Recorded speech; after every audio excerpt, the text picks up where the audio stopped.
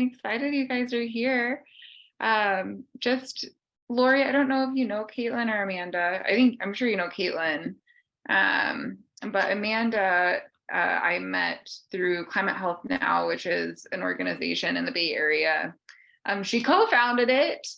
And she is also a pediatrician, which is, I was talking to someone earlier, is I feel like kind of the other big specialty that I found working on this stuff aside from EM. So yeah, she's great. I did like a course with her last year and it was really fun. I learned a lot from her. So I'm really excited that she's here.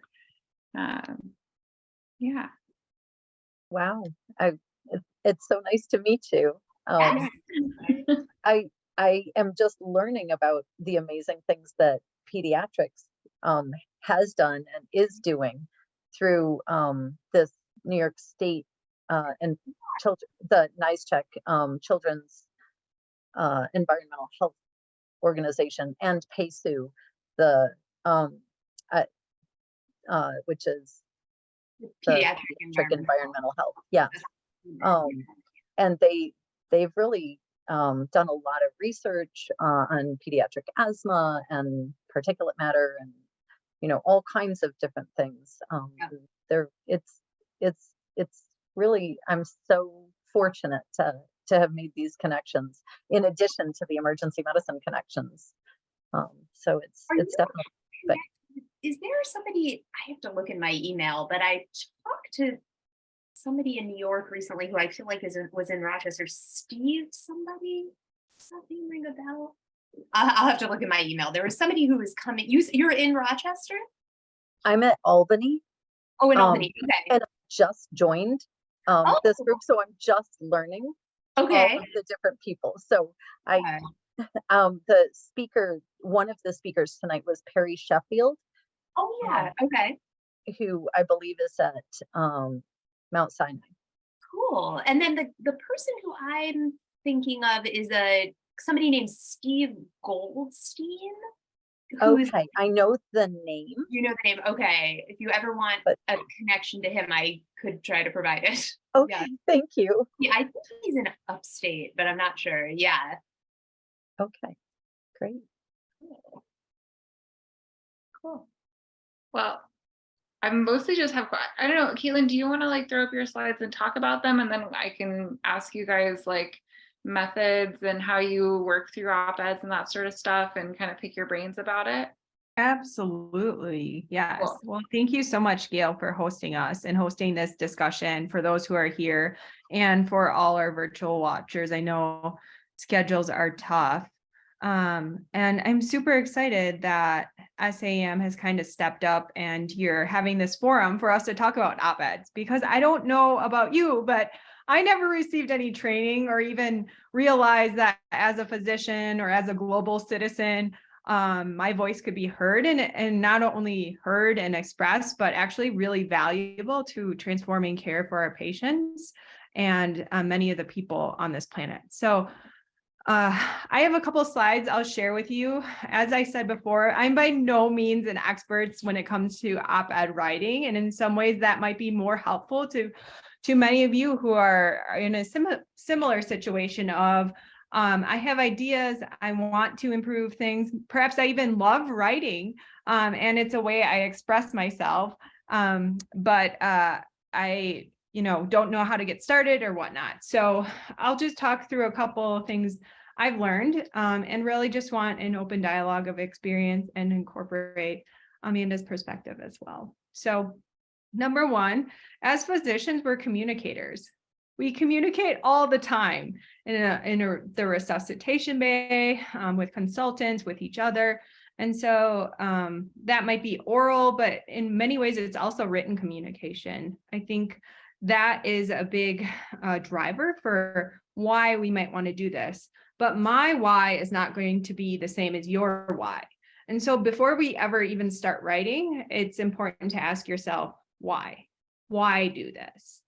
There are many different programs out there, including climate-related programs for helping you improve your skills at writing op-ed pieces. One that I have found really helpful and have done in the past has been the op-ed project. And it really starts with this question of why. In particular, why should women or traditionally underrepresented groups even pitch an op-ed, even if it doesn't get accepted? And this was a lot of learning for me.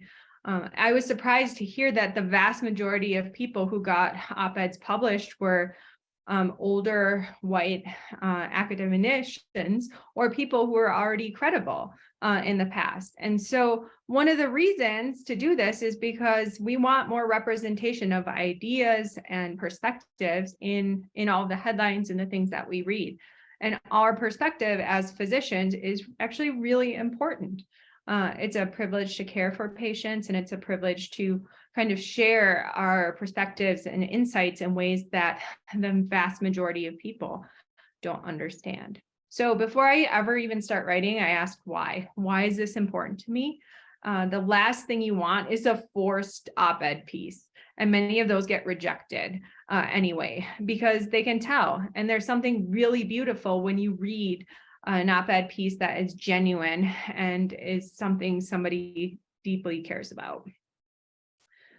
Messaging is simple when it comes to op-eds. We are used to all of this doctor jargon, and in many ways, it's distilling that down to a public audience, an audience of various health literacy levels, of various educational statuses, and of various backgrounds and professional experiences.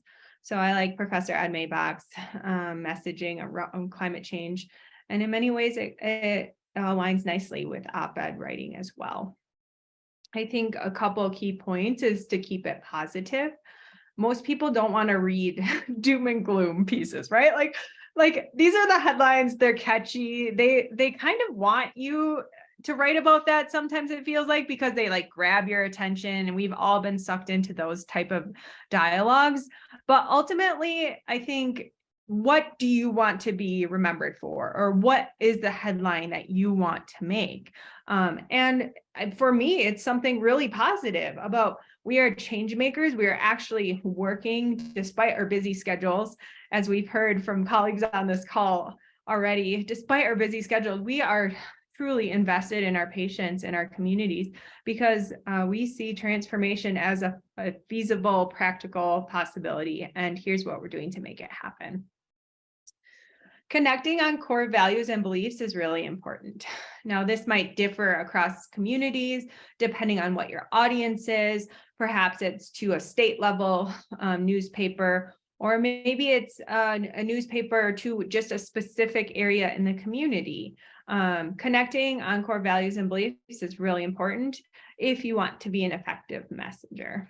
And then this is a slide all of itself, normalizing rejection. We in medicine are not good at this. We are not good at getting rejected, at getting no's. We like success. We're used to success and succeeding.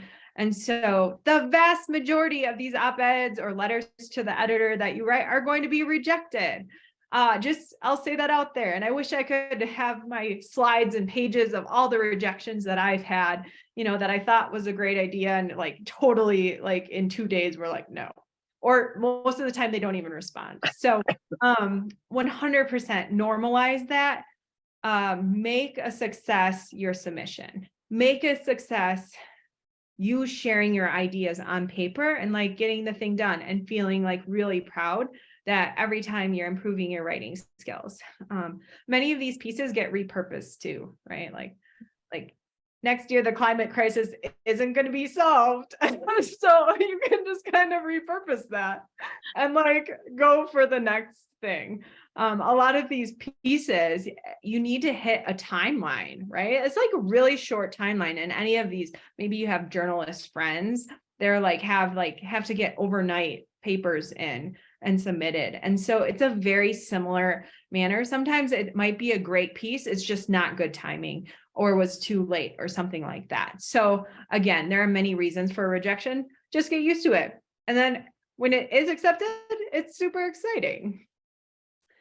Knowing your audience, as I said, Some articles and newspapers are like SAEM Pulse, right? More of like an emergency clinician audience, whereas others are for, a rural community versus an urban community versus an academic community.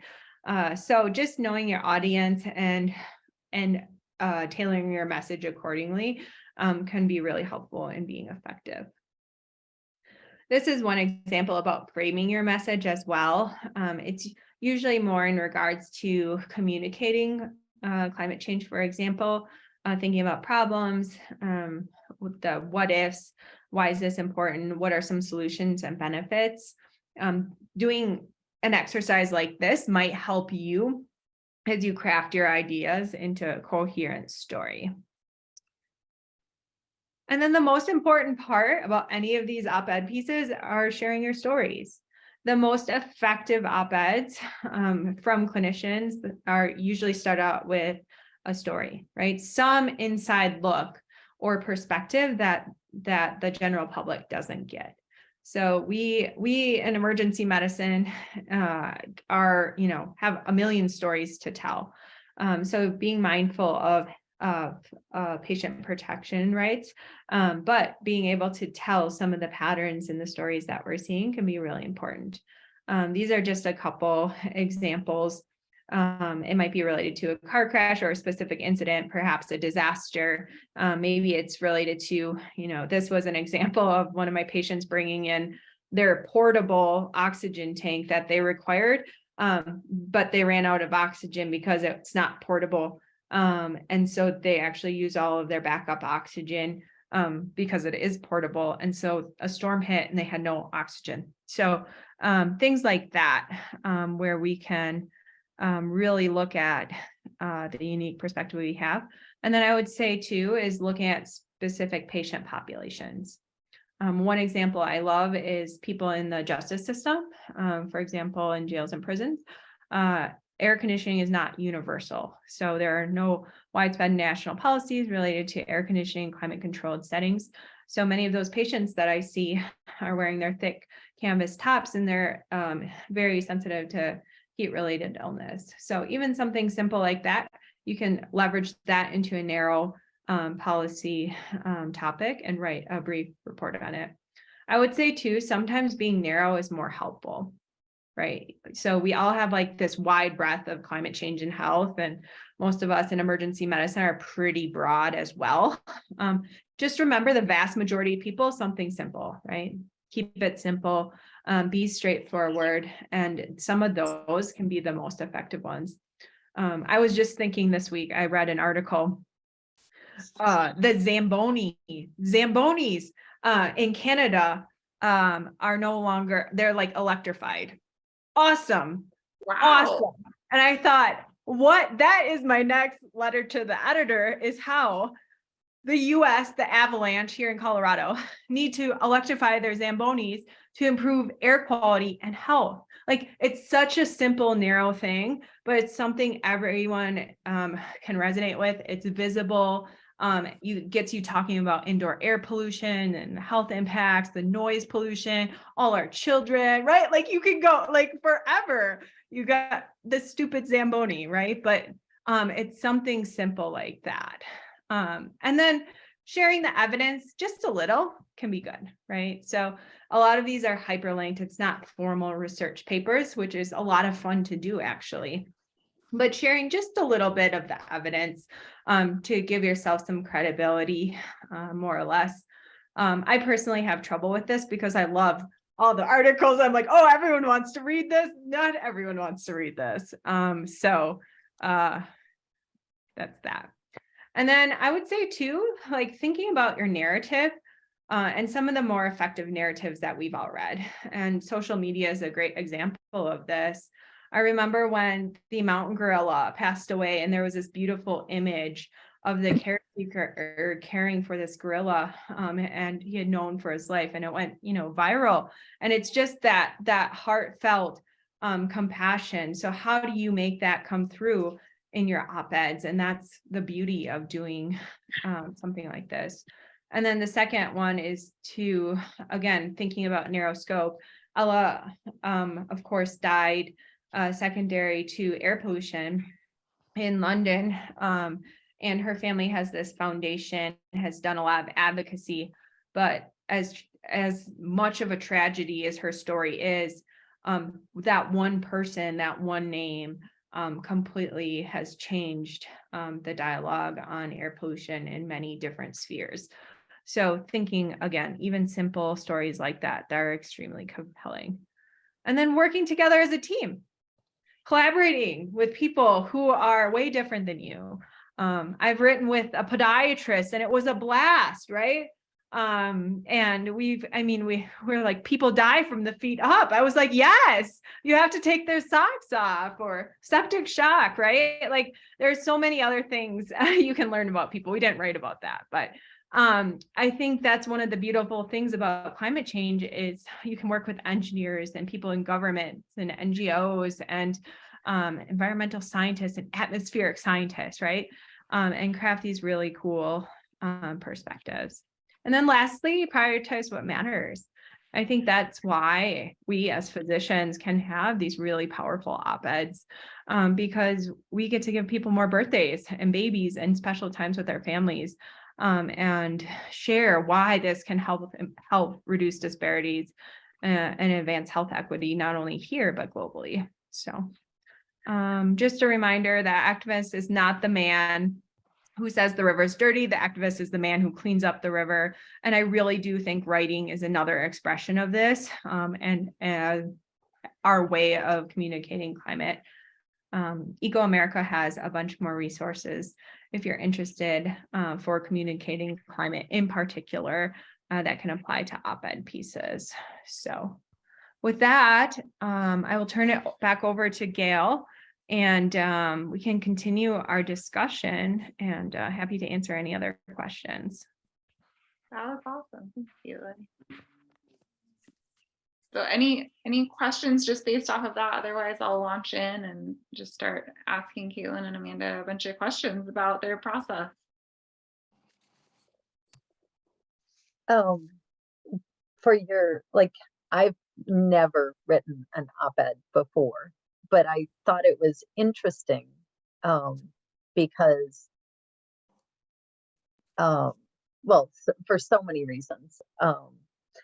And I started talking to my colleagues and my students and residents and, all the learners and whatnot, but then the thought about educating the larger community. But I guess I feel very nervous about doing so because I'm not sure that I have the background, because I wasn't trained in this. So is it acceptable if I were to pick a very narrow topic, something that I'm passionate about, and then put something together, and then maybe have someone who is an expert in this review it, just to be sure, because I don't want to put something out there that's inaccurate. There's so much inaccurate material out there that I don't want to be part of that.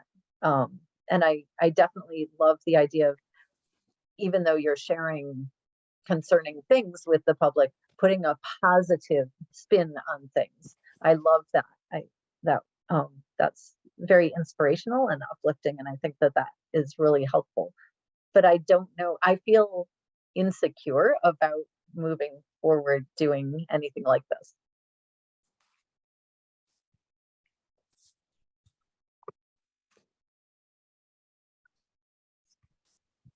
Go ahead, Amanda. Yeah, Lori, I hear you entirely on, like, we got no training in this. I can just jump in and say,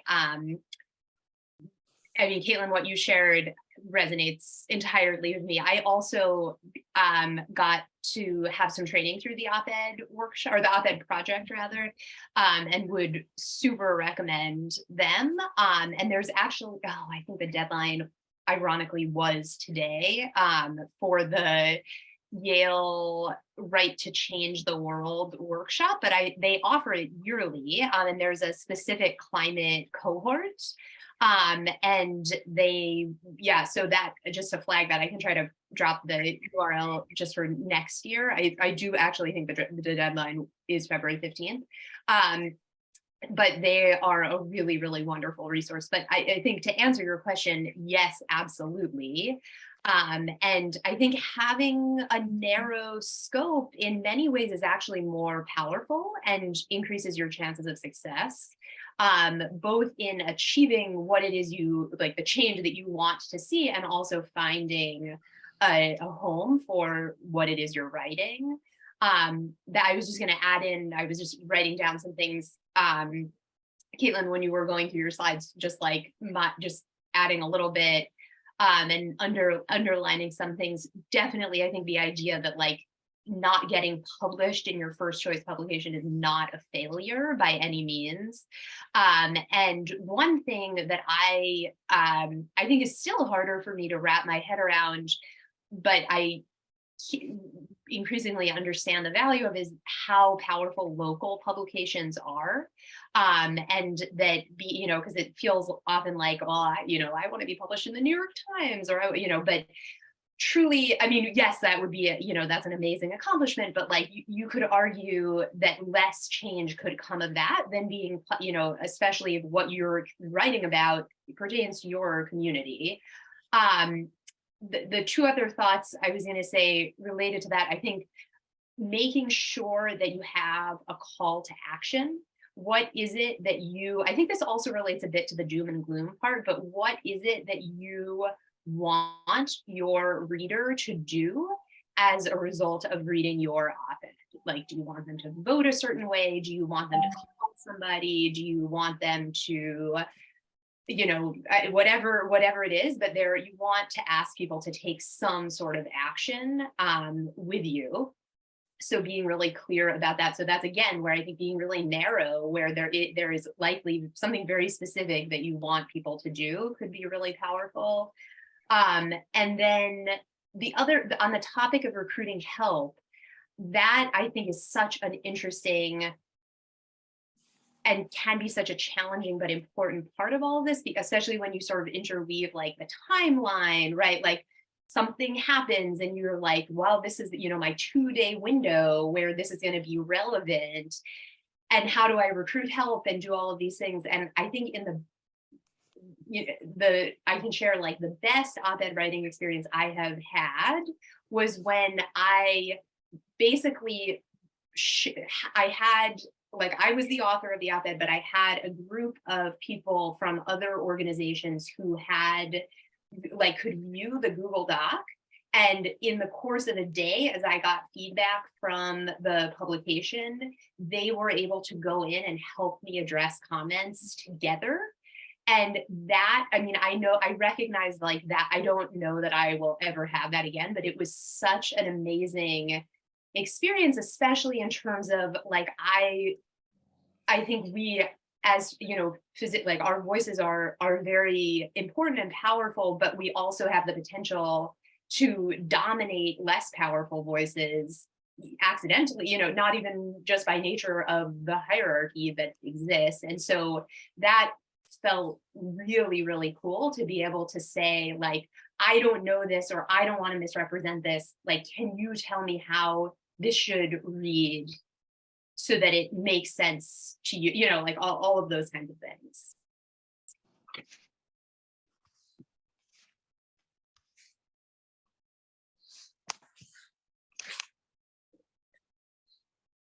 Cool.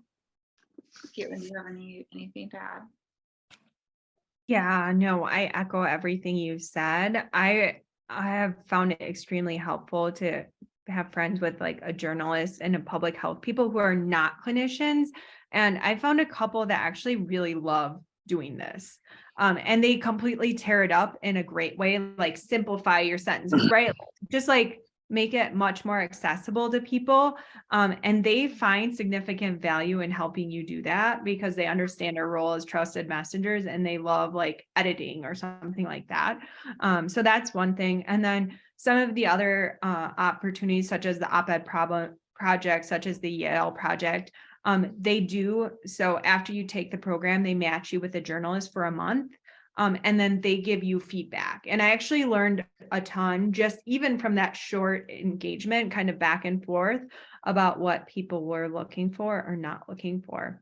And then lastly, I would just say, just a reading about some other people who have been successful with their op-eds, and just like trying to get a flavor. Again, it's a learning curve and a skill, just like anything else, for what is successful.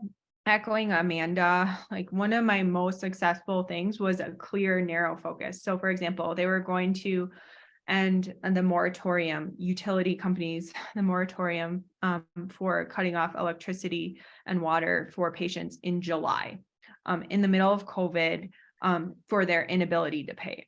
And I thought, well, this is dumb. They're all going to come to the ER with heat illness, or, if there are all these cascading effects that we see. And so I happened to write an op-ed, and the journal people didn't realize that it was still like this was happening. And so they actually called me and they were like, is this still an issue? And I'm like, yeah, this is an opportunity. They're going to vote on it tomorrow. And so it went out. And then, they ended up, like, by one vote, they ended up extending it into the fall. So it didn't get shut off. Right. So like in my mind, that was like a win. And it was like totally happenstance of me hearing this on, the radio and being like, oh, heat illness, this is no good. And then me having the time to like, I remember I stayed up that evening till like 1 a.m. and wrote the thing and then got it pitched real quick. And that's how it happens, right? So I think sometimes it's just a bit fortuitous too, of like you hear something, it resonates, and you move forward.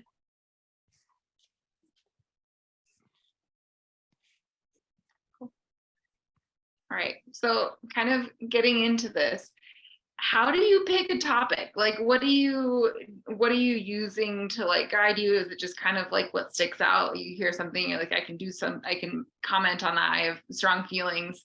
And like after you pick your topic, how do you choose who you're writing about it for? How do you choose your audience? And then how do you choose where you're going to pitch it? So all three of those things in the planning, just even sitting down to write something, how do you plan for it? Caitlin, do you want to go first and then Amanda, or? Sure. So for the topic, for me, it's more or less something that resonates with me. So again, I hear something, and again, I've written a handful that have been like quite forced of like, hey, I want to get an op-ed this month. And then I like write it, but it's like, it doesn't have a clear focus, gets rejected. And so again, I think just genuinely like being observant and curious of the things you hear and around you can be really helpful. Also, I've heard having a few like anniversary deadlines or like upcoming elections or like having an idea of what's coming up. So then, for the Keeling curve, right? Like on the birthday, right? The anniversary or something like that, you could like have something ready to go. And when you put in your pitch, you could say that. I love Broadway shows. And so I went to the Titanic and I like got through it and I was like, this is like perfect for disaster preparedness. Like, who are the ones most affected? Like nobody was prepared. They didn't even have enough lifeboats, right? And I'm like, this is the climate crisis. And so you never know what will sort of resonate with you. And again, I like genuinely enjoy writing, like when it's out of that. Yeah. Even the fiddler. Yes. And so I think, again, making sure you enjoy this, it's going to be different for everyone. The second thing about where to pitch is tough. Again, local is good. Small is good, is effective, especially in some of these rural areas. If you can partner, or inner city areas, there is on the op-ed project, they have a whole list of more national scale sources where you could pitch. So if you do have something rather profound or a bigger idea, you could pitch there. The key is if you get it pitched and accepted at one of these larger places, these op-eds lead to opportunities, which lead to funding, job positions, all things that are important and we care about. And looking back, right, traditionally, again, why should we do this? Again, making sure underrepresented perspectives have a seat at the table and are involved in many of these stakeholder issues. Even something like the Hill, right? That's a very different audience, but profoundly impactful. And you could be asked to like come and talk with members of Congress or give testimony or something like that. So, you know, anything that's been published, I've had really good, some sort of positive opportunity from it, whether it's like president of the university emailing me being like, gosh, we were wondering if this should be a priority, really enjoyed reading it, all the way to like some community organizations just thanking me for like bringing this to their attention, to like the utility companies, again, like voting and feeling like I actually made a difference. And then, yeah, so you just like never know. And it's those small wins that are like behind the scenes that nobody talks about. But I think everyone on this call, I mean, those are clear wins that we should celebrate too.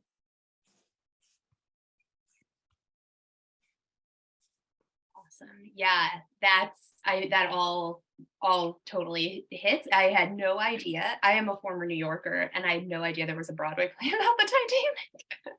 I can only imagine. That is really funny. Yeah, I think what I would have to add to that. So in terms of coming up with a topic, I think the majority of the op-eds that I've written at this point have to do with something going on legislatively or regulatorily, if that's a word, usually in California or even more regionally. I have had the experience, which I wouldn't say was great. I don't know now, like where I have been asked to write something about a topic that I don't actually know a lot about, not a health topic that I don't know a lot about, but a like regulatory topic, where I think now looking back on it, I think I probably would have said, I don't even know that I am the one to try to do this. But I think if it's so in a lot of my advocacy,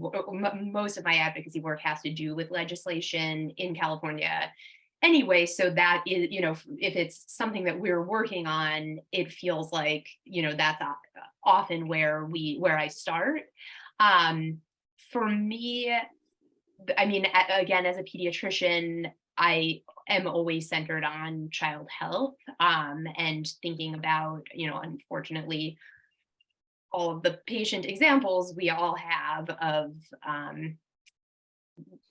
what it is we don't want to keep seeing. So really keeping that always front and center.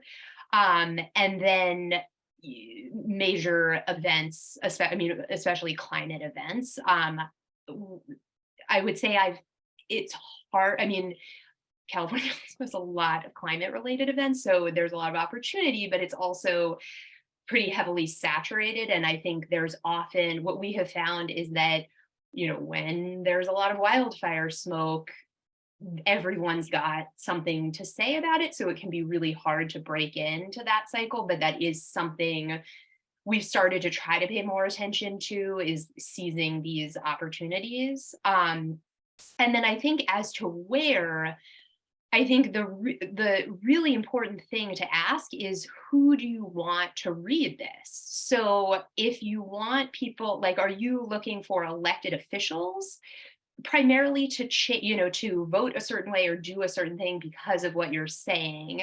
In that case, like at least where I live, some of our local papers, like there's like the East Bay Times, which, I think, I don't know what their subscription number is, but a lot of our local elected officials read it, or like their staffers will read it and scan for their name, because it's very, it's very local. So again, coming back to, who do you want to read this? Or is it that you want, people who go to a certain school affiliated with a certain university to read this, et cetera? And then I think to emphasize too, in for better or for worse, we live in an age of social media. And so a lot of the value also of getting published, regardless of where you get published, is then being able to share that out. So like I have read a lot of op-eds and publications that like I've never actually read that publication. I'm just excited to read about that topic that somebody shared out. So I'm going to look at it. So I think really also thinking again, like, I think that also lessens the need, like this, it doesn't have to be like the Washington Post or bust, because you still have the ability to share something around.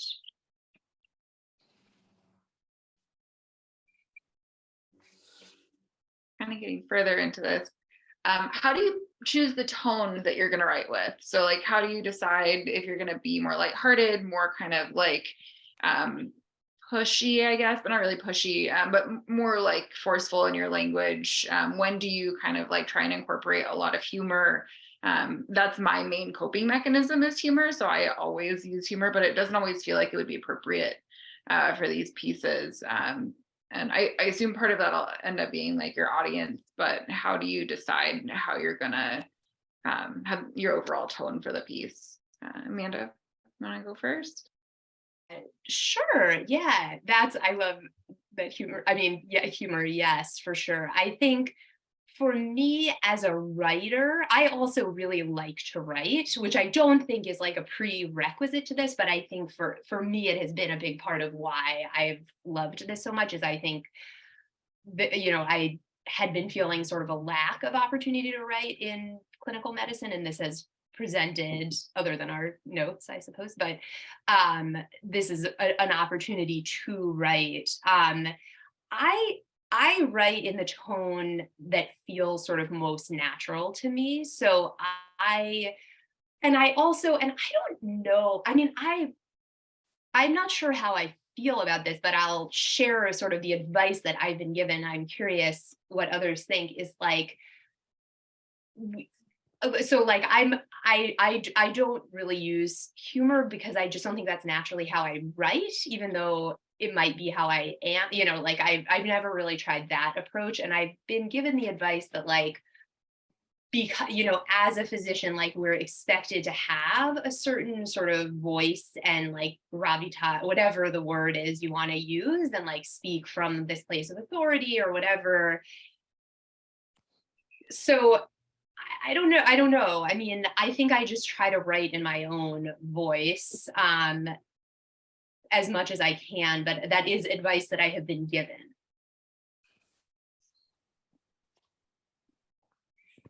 I think part of the process is finding your voice. And this is trainees, right, in general, but it's a really cool, empowering experience just to figure out who you are and who your voice is. And writing is one piece of that. As you mentioned, Gail, the place you submit to might have various requirements. And so I remember looking at one in Chicago was that's what they wanted, was something witty and things like that. I agree with Amanda in saying like, who are you, or like, what are you writing from? And our expertise is as clinicians, and most of us on here are, it might be academics, right? The listeners are thinking about what's our role in academics. It doesn't mean you can't use humor. It just has to be a little different flavor. And it's also really hard to do well. So the vast majority of them like get rejected. I would say you can take something like a lead, if you read about a lead, and there are kind of savvy ways you can use your personality to kind of bring it through a little bit that I've seen as being super effective, right? Like taking like something like the recent Grammys and being like, what does the Grammys and the climate crisis have in similarity, right? And then like totally jumping on something that people would never get. And it totally sucks you in. Or the Titanic. Yes, the Titanic. I would say remembering your role is important. I'm in academics, but we're people too. We have a million other interests. And as Amanda mentioned, we love writing. So I remember writing a piece. I love fishing. And so I remember writing about all of these fish being impacted by the climate crisis because of the warming water, right? And then that's food security, and that was the fisheries industry, and like I was so excited about it. But like, why would this doctor be writing about this, right? Like, in some ways, and I can write it as a person, right? Which is usually I do, so it's fine. But like, it would need to go to an outdoor journal or something like that, right? Like a very different mindset. So I think like maybe writing narrative, whatever it is, separating that from your role as a physician and, like many of us, an academician. The other point I would mention is just knowing the rules within your own institution, because I've worked at a lot of places and I am not allowed to use any of my university affiliations at some of these places, right? I can be Caitlin Rubley, MD, an ER doctor in state, but you cannot use your institutional affiliation. That differs depending on where you're at. So just make sure way before you like write anything, have an open, honest communication discussion with the government affairs people, and they'll tell you, or even they'll review it sometimes and be like, oh, this is okay, just to make sure things are okay. Would that be the public relations department at your own institution, or you said it's the state?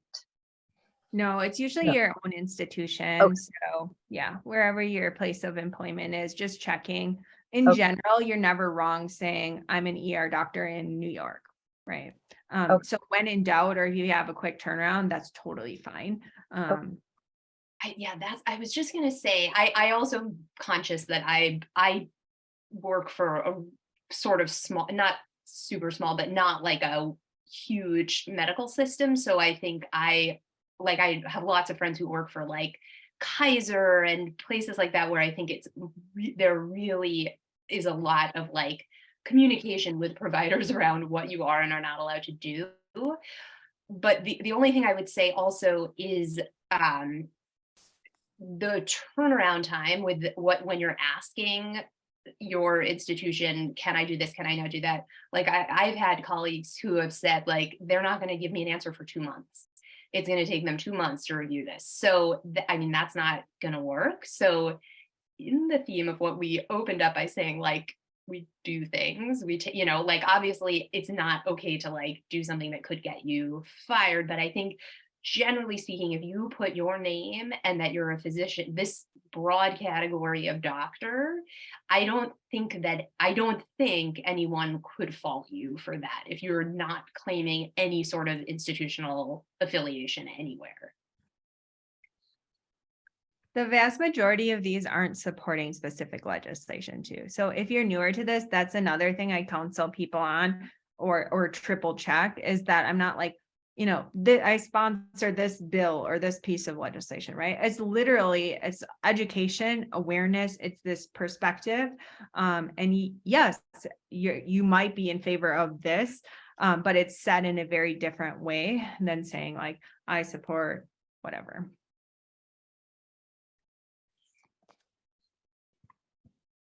Okay, I think we probably have time for one more. Does anyone have anything in mind? If not, I have a couple I can choose from, one that I'm particularly interested in. But if anyone else, I want to make sure that. Okay. So my question, particularly currently being in Fresno, anytime you talk about climate change, you like get a lot of strong reactions that are not necessarily in any way productive. So what have y'all found in your writing that has kind of like softened that, or made it more approachable, or kind of allowed you to reach audiences that may not see eye to eye with you on that, but you are still appealing to them on basis of other things? Like, how have you navigated that, and what's worked for you? Caitlin, you want to go? You want me to go? Sure, I can go. I think it goes back to knowing your audience, and in some ways, in news sources where climate change is less talked about, right? It's not in the headlines every week, might be less favorable. You can have a really big impact. And you might be able to pitch something and actually create a pretty big change. So some of these you might think about are like health system CEO type journals, right? Maybe that's your audience. The business people in your community, right? They have their own like little journal. They might be intrigued enough just to go for it. I would say it sometimes can be more discouraging because fewer of those tend to get accepted. And so it's a little bit, you might have to like pitch it quick at somewhere else. And so just like recognize that up front. But if you do get something accepted, or it's about a climate related topic, but maybe like climate change, was said once and it was real, you never know what sort of perceptions you change in your readers. It's kind of like public health, right? If it works, nobody knows about it. So I wouldn't back away from it. But you just might have to be a little bit more persistent. Yeah, the other thing I was going to say is framing things, and what you're talking about in Fresno, like, is like is really real. Like I've had people working in Fresno who have said like I would be putting my job at risk if I spoke out on this issue, because there's just so many loud voices. I don't know if it's really the majority, who's to say it's the majority or not, but a lot of really loud voices who would push back. I mean, one thing I think probably everyone has heard this before, but I think that it can be really helpful to talk if you feel like saying the word climate change or global warming or whatever is going to really alienate a lot of people. Thinking about talking about air pollution, air quality, other things that we know are related to climate change, but without saying those words.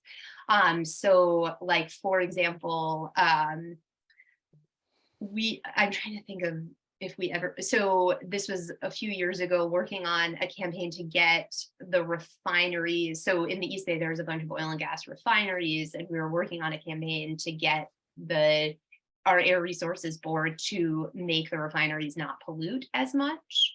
And we didn't really say climate change very much, even though like one of the main reasons we got into this is because we know that refining oil and gas is part of like the life cycle of oil and gas, and that's what's causing climate change. We knew it, but we really focused on air pollution. And often, I mean, that's, I think, where there's such power too, is because that's where the immediate health benefits are going to come from. Like climate change still is such, for so many people, and even the way we all talk, there's an sort of abstract future horizon that varies and is a little unknowable. But when we're talking about limiting air pollution now, like that is going to have immediate health benefits. And so you can really draw people in on that. So I think that's one way, talking about the benefits to cleaner water, like what are the things that we're actually going to see in our community that hopefully we all want, right? Like no one's going to be like, I want my kid to breathe dirty air and have dirty water, and hopefully bringing people in on that. I mean, I think this gets to the point that there's also a lot of economic arguments. I think whether that's sort of like in our lane or wheelhouse or not, I think is a little bit more ambiguous. But if that's going to speak to people, right, like it's cheaper to do these things in the long, whatever the economic case is, that's another angle. But I think using proxies like air pollution, water pollution can be a way around